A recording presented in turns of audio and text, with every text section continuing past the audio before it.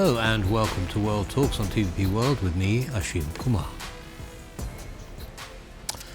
A two-day Nordic-Baltic Summit will begin on Wednesday in Harpsund, Sweden. Heads of government from the Nordic and Baltic countries, including Polish Prime Minister Donald Tusk, will attend the gathering.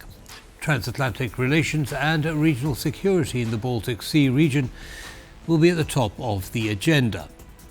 The leaders will also discuss continued long-term support for Ukraine. Prime Minister Tusk will hold bilateral talks with his Swedish counterpart, Ulf Kristersson, on the second day of the summit. During their meeting, they will sign a new strategic partnership agreement between Sweden and Poland. To explore what this conference means for Nordic-Polish relations, as well as more widely for the region, we are joined by Edward Lucas. He's a journalist formerly with The Economist. Mr. Lucas, hello. Welcome to TVP World. Thanks for joining us. Thank you for having me. It's a pleasure. So, overview, main goals of the strategic partnership agreement between Poland and Sweden.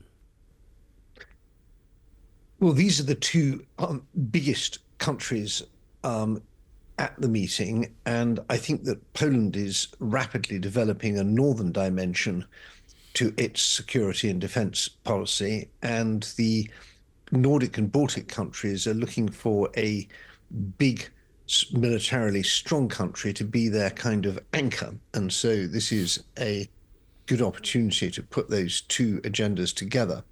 And we've seen strong personal ties in the past, notably between Carl Bildt and Radek Sikorski when they were the Swedish and Polish foreign ministers, respectively, last time round. But these are much graver times now, and we see, particularly with this crisis that's going on just off the Swedish, in the Danish Kattegat, with the Chinese ship that seems to have destroyed two vital data cables earlier this month, and there's now a kind of naval standoff there where we try and work out what to do about it. These issues are really very pressing. Yes, understood. Now, Prime Minister Donald Tusk announced talking about establishing a Navy policing and Baltic air policing structure. How is that different to what already exists, for example, through NATO? Well, we have at the moment a fairly light NATO presence in the Baltic states, with the so-called enhanced forward presence, which are British units in Estonia, Canadian-led multinational group in Latvia, and a German presence in Lithuania. But this is not full-scale defence. This is there as a sort of mainly symbolic presence. And we also have air policing, which can tell you what's going on, but it's not full-scale air defence. That requires a whole different level of anti-missile installations and warplanes and so on. So I think that there's a widespread recognition that we need to move up again. Indeed, NATO has agreed to do this. It just hasn't fully happened yet. And with Finland and Sweden now part of NATO, there's potential to do a great deal more. I would note that Poland has already been quite active in the Baltic states, sending its coastal batteries, which are ship-to-shore missiles, to the Baltic states in previous years. And I was told by a senior Polish general that they regard the outer perimeter of Polish security as being the Estonian-Russian border. So all this is happening, at least on the military side, but we need a great deal more. We need much tighter political cooperation and much tighter cooperation on these so-called sub-threshold threats, below the threshold, the formal level of armed conflict. Understood. Now, you talk about political unity. Now, clearly, Poland, Central European countries in the main, I'm excluding Hungary, and the Baltics and the Nordics, seem to be fairly unified, but there are some flies in the ointment, aren't there? I mean, I mentioned Hungary, I mentioned Germany.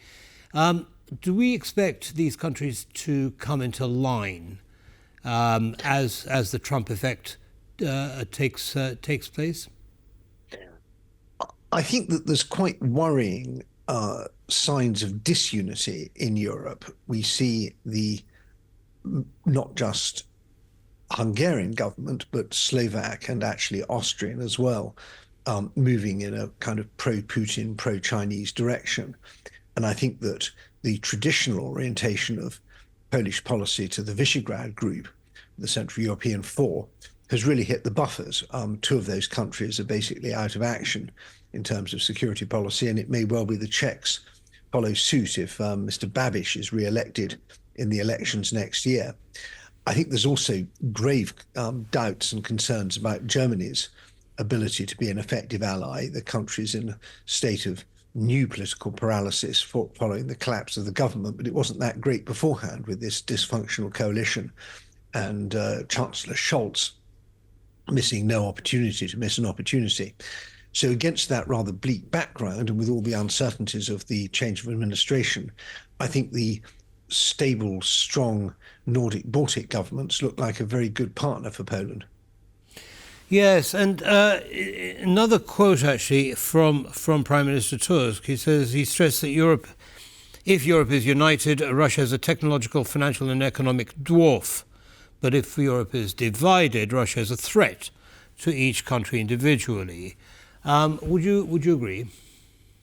Yes, I mean, for any individual European country, Russia is a heavyweight. The economy is the size of Italy, so it would be one of the largest economies in Europe. The landmass is colossal.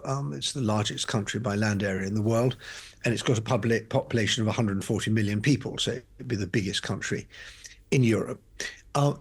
And that gives it considerable weight, and that's the world that Russia would like to live in, of bilateral negotiations where it can exert its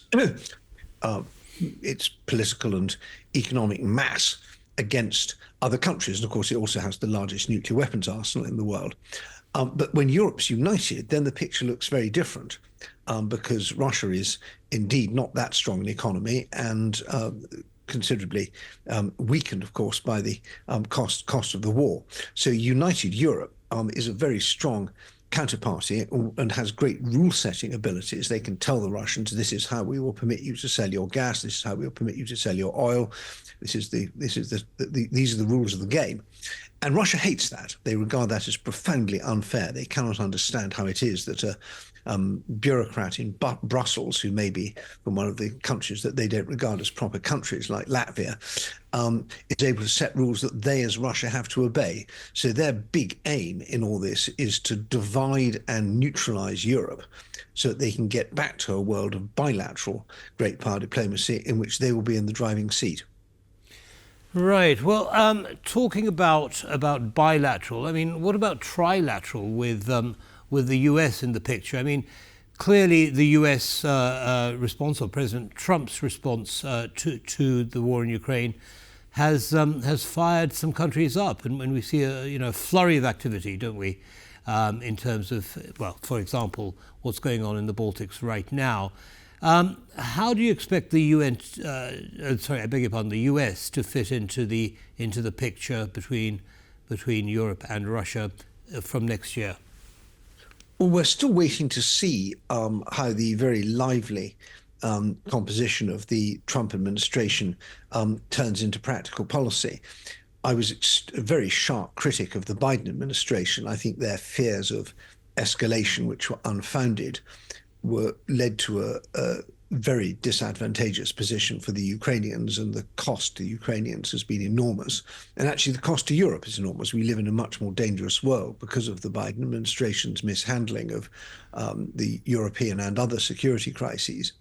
And there's a chance that Trump, it's a risk, but there's a chance that Trump will come in and put Russia firmly back in its box. Which would be great. There's also a chance that Russia will cut the Ukrainians, Trump will cut the Ukrainians adrift. And that is a very welcome stimulus to European decision-making. It's obviously very risky, but we should have been doing this years ago. The Ukrainians, with their blood and tears and sacrifice, bought us 3 very precious years, and we largely wasted that. And it may be that the prospect of a Trump administration finally kicks the Europeans into gear. But I'm afraid I'm not optimistic. I think that we are facing a very grave security crisis in Europe with unfathomable dangers. Sorry, just in the last minute or so that we have left, in terms of the amount that countries spend or donate to contribute to NATO, Poland is quite clearly in the lead at almost 5% this year. Do you believe that other European countries are finally going to follow suit? And why are they surprised that Trump is demanding it? I mean, he's been saying this since 2016. Well, you're absolutely right. I think it's still 13 NATO members don't spend 2%, and 2% isn't nearly enough. Poland is to be praised for its increases in defence spending. But I think that that's only part of the story. We also need to help America on China, because if we want to keep the Americans in Europe, we have to show that we care about the things that matter to them, and that's dealing with the Chinese Communist Party. And I think we also need to do a lot more, and Poland particularly needs to do a lot more on the threats we face right now, which are these sub-threshold threats: the sabotage, the propaganda, the subversion, the psychological warfare, the cyber attacks, all these things. And Poland is only just getting into gear on this. Other countries, such as Finland, for example, have been getting it right for decades. And some other countries, such as Sweden, have already started remedying the gaps of the past years. So I think that dealing with this grey zone aggression, which is an attack on our decision-making and on our unity, that's the most pressing threat right now. And so we need to deal with that at home, and we need to make sure that we have a good transactional relationship with the Trump administration, where we find out what matters to them and do it, in exchange for them finding out what matters to us and doing that. Right, absolutely. Well, we wait and see with bated breath. Mr. Edward Lucas, thank you very much for sharing your analysis with our audience. Have a good day, sir. Thank you. That's all from me on this episode of World Talks. Goodbye.